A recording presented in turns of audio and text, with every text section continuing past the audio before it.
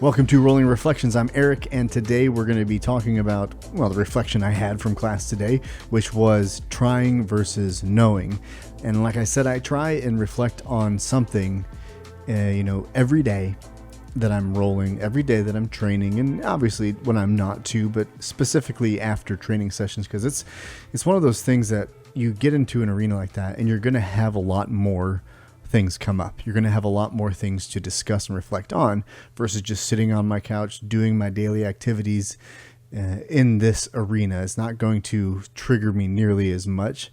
And today the reflection started early. It started before class because we were waiting for coach to get there.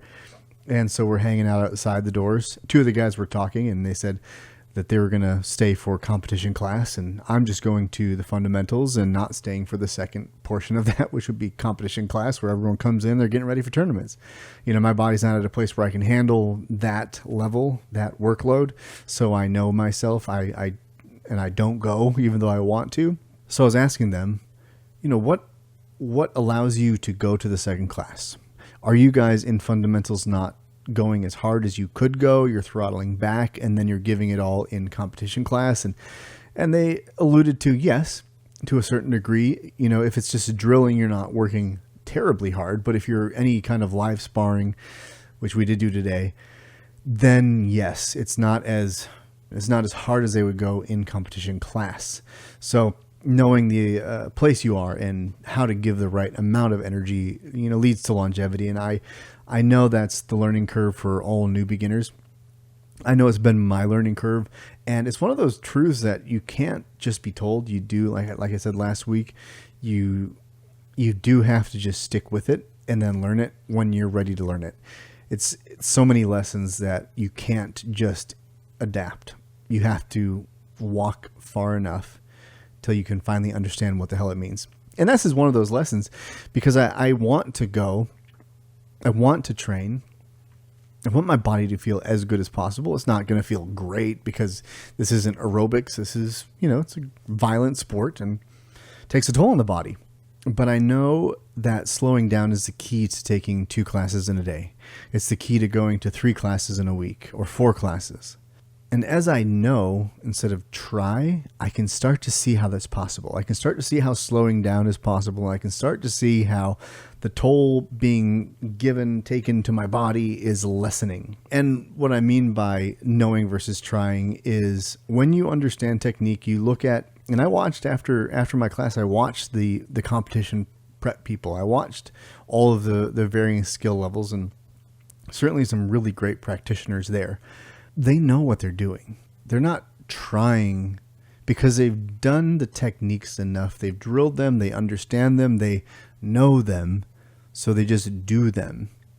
When you're just beginning like me, you're aware of the techniques, but you're trying them. And when you try things, you brute force it sometimes. And it's not even all about strength. It's just about trying to fit a square peg in a round hole. It's trying to make this thing work even though you're doing it wrong.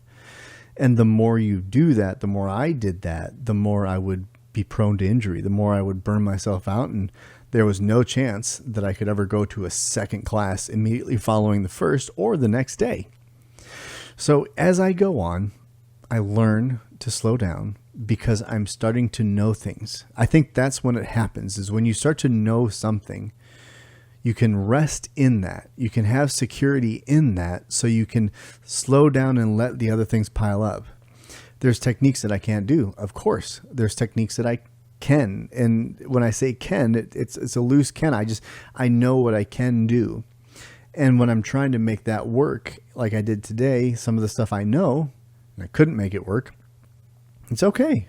It's kind of like you get to a crossroads and you're like, I know I can't turn left, but I'm not sure how to go right. I don't know what that is. Haven't learned that yet. So I'm just going to kind of hang out here and recover. So now the game for me has become resting in what you don't know. And, not doing something silly, not spazzing, which is improvising without a destination, just doing something, hoping it will work, and that's, I think, where you can hurt other people and people won't want to roll with you. but you're just in that position. You're kind of like, well, I'm here, I'm safe. I don't know what exactly to do.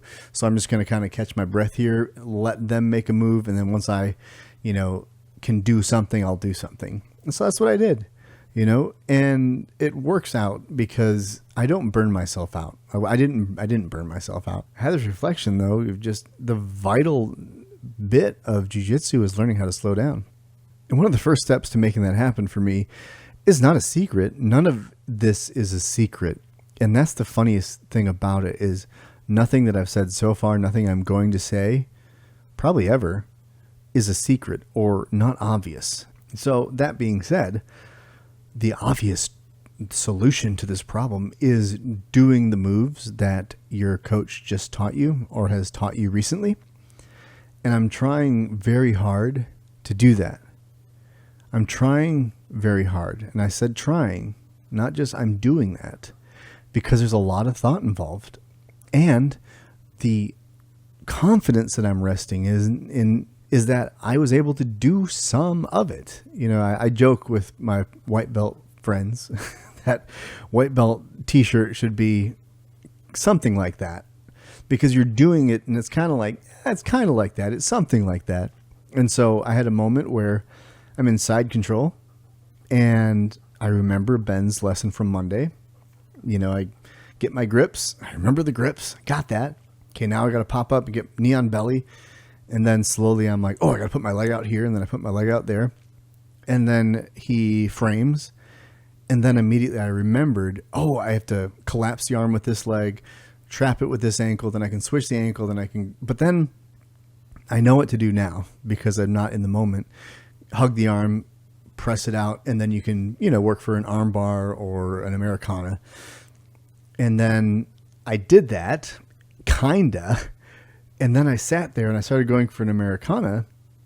And I'm like, there's an arm bar from this because I'm not getting the Americana. And I couldn't remember until he started to sweep. And then I remembered afterwards how to do it. But I recognized it.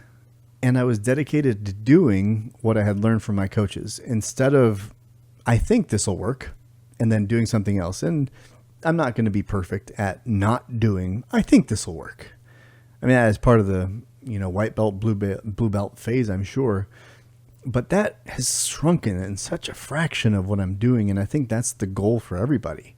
It should be is to get into class and, not everything that happens in a live role is going to be what you learned in class the last week or the last 2 weeks. But it's in my best interest, our best interest, to try it until we know it. And to get beat, to lose position, and then observe and try and find that survival white belt mindset of learning what the frames are and all this kind of stuff. And knowing that is part of the game too. And that there's going to come a day where some of this game is still confusing, but a huge part of it is not, and you just know it, but you're still trying this. But the way we get to know things is through reducing how much we're trying. And that sounds odd because we're always trying, aren't we? We're always trying the moves. We're trying to figure things out. But even in practice, we're trying until we know. I watch these guys who are really good and it's so smooth and fluid. And I often wonder, how much are they thinking, or how much is this muscle memory? And my coach told me today in one of the sequences we were doing, in drilling, not in live sparring, knew it. And it was fluid and smooth. And he said, muscle memory. And I said, yeah, like I wasn't thinking about it. But then you put a live partner, and then I couldn't quite secure the triangle. I couldn't quite secure the hip up and trap like I was in drilling, because that's a different, I know it in drilling. And now I'm trying it in practice. And over time, I'm going to know it in practice too. But only if I'm dedicated to continuing to do those techniques, to try those techniques in the live rolls, and not just leave the drilling on the side and just keep that in fundamentals and don't bring it onto the mats when we're rolling. Because it's really tempting to, when you're struggling with something, to just flail and go for what you think might work. And that's not just jiu-jitsu. That's life too. And so that's my reflection for today, and I hope I stay to it. I believe I will. It's not always going to be pretty. There's going to be a lot of failures coming up in my future where I refuse to keep trying things that aren't working, and recognize the fail, and recognize that I need to bring learning and practice around those failures to strengthen them, but not abandon them. I think that's a key takeaway, is when we're not strong in an area, we don't abandon it, we strengthen it. And sometimes that's not easy to do. Sometimes a lot of times it's a lot more fun to just lean into our strengths. But that's not how we become whole and complete. Those failures are signals for weaknesses to be addressed. So hopefully you can find your weaknesses and address them and stay dedicated to whatever learning you are doing until you are able to know it and not keep trying. But until next time, journey well, my friends.